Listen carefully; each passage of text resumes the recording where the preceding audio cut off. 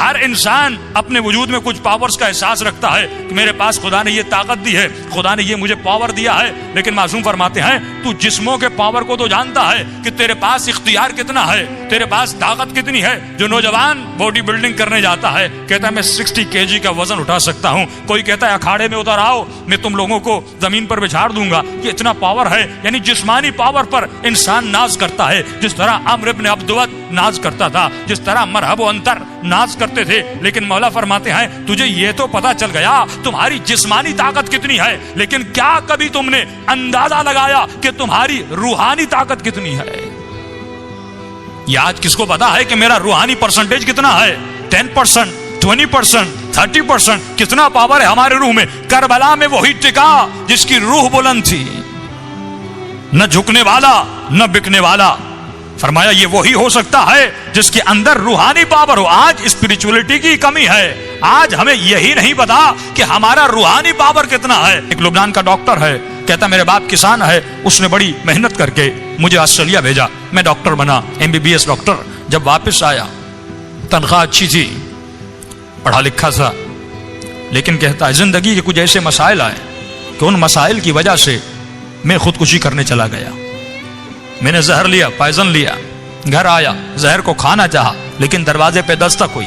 جب دروازہ کھولا تو میرے بچپن کا دوست گھر میں داخل ہوا۔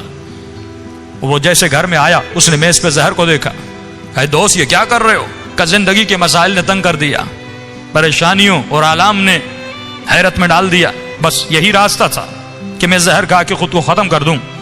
کہ لیکن وہ پڑھا لکھا زیادہ نہیں تھا، لیکن اس میں روحانیت کی طاقت بہت زیادہ تھی، اسپریچول پاور بہت تھا۔ آج بچوں کو A لیول پڑھائیے، O لیول پڑھائیے، لیکن اس کے ساتھ ساتھ ان کے روح کو بھی بلند کیجیے۔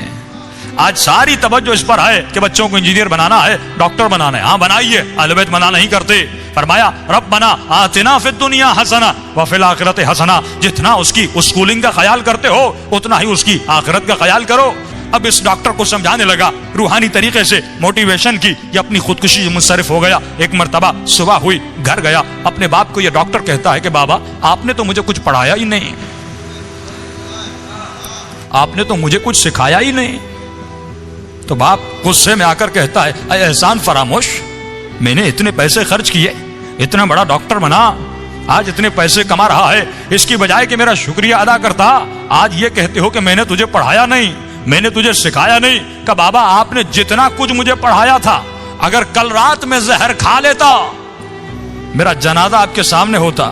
کہاں گیا پڑھنا، کہاں گیا لکھنا، کہاں گئی جابس؟ لیکن کہتا ہے اے کاش وہ میرا دوست آپ سے ملتا اور میں آپ سے ملا تھا، وہ زیادہ پڑھا لکھا نہیں تھا، اتنا بڑا ڈاکٹر انجینئر نہیں تھا، لیکن اللہ نے اس کے اندر روحانیت کی طاقت رکھی تھی۔